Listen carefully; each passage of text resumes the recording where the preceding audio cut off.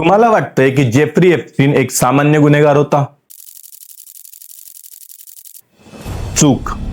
तो एक असा कोळी होता ज्याने जगातील सर्वात मोठ्या माशांना आपल्या जाळ्यात अडकवलं होतं. अमेरिकेचे राष्ट्राध्यक्ष त्याच्या विमानात बसून फिरायचे, ब्रिटनचे राजपुत्र त्याच्या घरी मुक्कामाला असायचे आणि जगातील सर्वात मोठे शास्त्रज्ञ त्याच्याकडून पैसे घ्यायचे. पण या झगमगाटाच्या मागे दडलं होतं रक्ताने माखलेलं साम्राज्य. आज आपण एप्स्टीनच्या आयुष्यातील अशा गोष्टी उलगडणार आहोत ज्या वाचून किंवा बघून तुमच्या पायाखालील जमीन सरकेल. एक साध्या शिक्षकाचा ब्लॅकमेल किंग होण्याचा हा प्रवास शेवटपर्यंत नीट ऐका. नमस्कार मित्रांनो, तुमचं स्वागत आहे या नवीन व्हिडिओमध्ये. आता येऊया आपण 1953 ते 1970च्या काळात. 20 जानेवारी 1953 न्यूयॉर्कच्या ब्रुकलिनमध्ये मध्यमवर्गीय ज्यू कुटुंबात जेफ्रीचा जन्म झाला. वडील साधे माळी होते, आई शाळेत मदतनीस होती. जेफ्री लहानपणापासूनच सामान्य नव्हता. तो गणितात इतका हुशार होता की त्याने 2 इयत्ता गाळल्या. वयाच्या अवघ्या 16व्या वर्षी त्याने हायस्कूल पूर्ण केलं. पण इथेच पहिली गडबड झाली. तो कूपर युनियन आणि न्यूयॉर्क युनिव्हर्सिटीमध्ये गेला खरा, पण त्याने ग्रॅज्युएशन पूर्ण केली नाही. तो एक ड्रॉप आउट होता. पण त्याच्याकडे एक अशी कला होती जी पुस्तकात शिकवलीच जात नाही, ती म्हणजे लोकांना भुरळ घालण्याची. आता येऊया आपण 1974 ते 1976च्या काळात. आता नीट लक्ष द्या. 1974 मध्ये एक पदवी नसलेला 24 वर्षाचा मुलगा न्यूयॉर्कच्या सर्वात श्रीमंत डाल्टन स्कूलमध्ये भौतिकशास्त्राचा शिक्षक बनतो. कसं? कारण त्याची संवाद साधण्याची पद्धत खूपच भयंकर होती. पण तिथे त्याने काय केलं? तो विद्यार्थ्यांशी अतिशय अयोग्य जवळीक साधू लागला. तो वर्गात कमी श्रीमंत विद्यार्थ्यांच्या पालकांशी गप्पा मारण्यात जास्त वेळ घालवायचा. तुम्ही मिस्टर एप्स्टीन हा शब्द माध्यमांमध्ये ऐकला असेल. मिस्टर एप्स्टाइन. शाळेच्या नियमानुसार आणि शिस्तीनुसार विद्यार्थी त्याला मिस्टर एप्स्टीन म्हणून संबोधायचे. इथूनच त्याला ही मिळालेली ओळख आहे. 1976 मध्ये शाळेच्या प्रशासनाला संशय आला आणि त्याला अपमानास्पदरित्या कामावरून काढून टाकण्यात आलं. अधिकृतपणे सांगितलं गेलं की त्याला परफॉर्मन्स खराब आहे. पण खरी भीती ही होती की मुलांच्या पालकांच्या पैशात आणि वैयक्तिक आयुष्यात नाक खुपसत होता. पण ही हकालपट्टी त्याच्यासाठी वरदानच ठरली. तिथे त्याची भेट एका मोठ्या बँकरशी झाली आणि एका शिक्षकाचा थेट वॉल स्ट्रीटचा प्रवास सुरू झाला. आता येऊया आपण 1980 ते 90च्या दशकात. डाल्टन स्कूलमधून बाहेर पडल्यानंतर तो बेअर स्टर्न बँकेत शिरला आणि अवघ्या 4 वर्षात तिथे तो पार्टनर बनला. पण त्याचे डोळे अजून मोठ्या शिखरावर होते. त्याला सापडला लेस्ली वेकनर, विस्टोरियात सिक्रेटचा मालक.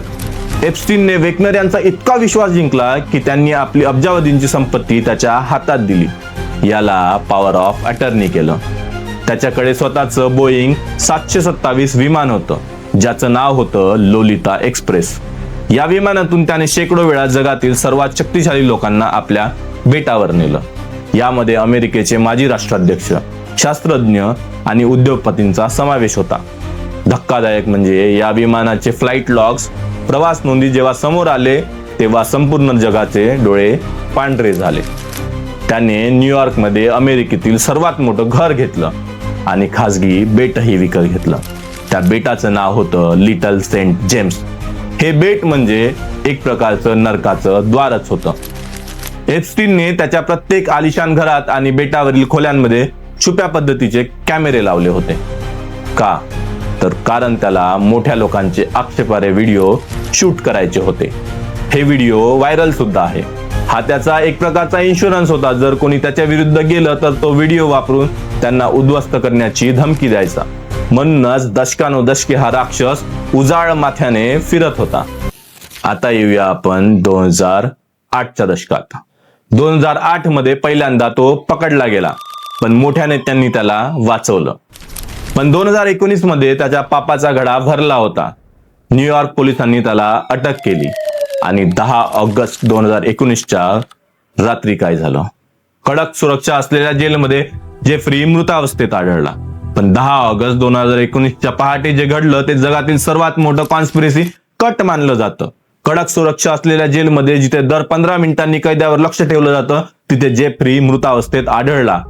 पहिला धक्का हाच होता. त्या रात्री सीसीटीव्ही कॅमेरे अचानक निकामी झाले. दुसरा धक्का म्हणजे जे 2 रक्षक त्याच्या सेलवर लक्ष ठेवून होते ते दोघेही चुकून झोपी गेले. तिसरा धक्का म्हणजे त्याच्या शरीरावर असलेल्या जखमा आत्महत्या दर्शवत नव्हत्या, तर गळा आवडल्यासारखं वाटत होतं. जगाला सांगण्यात आलं की त्याने आत्महत्या केली, पण खरं कारण काय? मेलेले लोक बोलत नाहीत.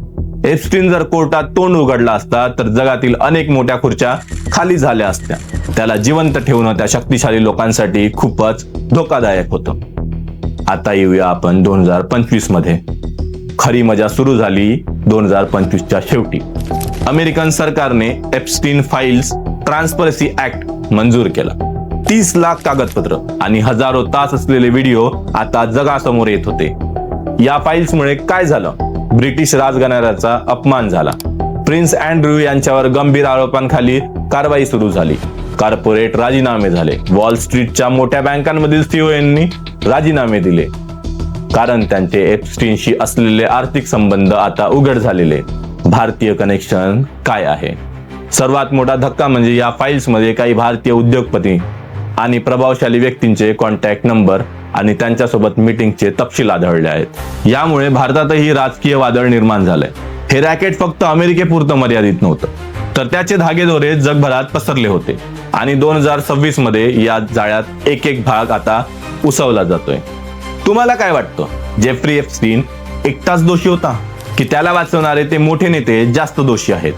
ज्या भारतीय नेत्यांची आणि उद्योगपतींची नावे समोर येत आहेत त्यांच्यावर कडक कारवाई व्हायला हवी की नाही? तुमच्या मनात जो काही राग आहे तो कमेंट्स मध्ये लिहा आणि हा व्हिडिओ जास्तीत जास्त शेअर करा, कारण आता हे सत्य कुणीही दाबू शकणार नाही. हा व्हिडिओ शेअर करा, आवडल्यास लाईक करा आणि सबस्क्राईब करायला विसरू नका. धन्यवाद. जय हिंद.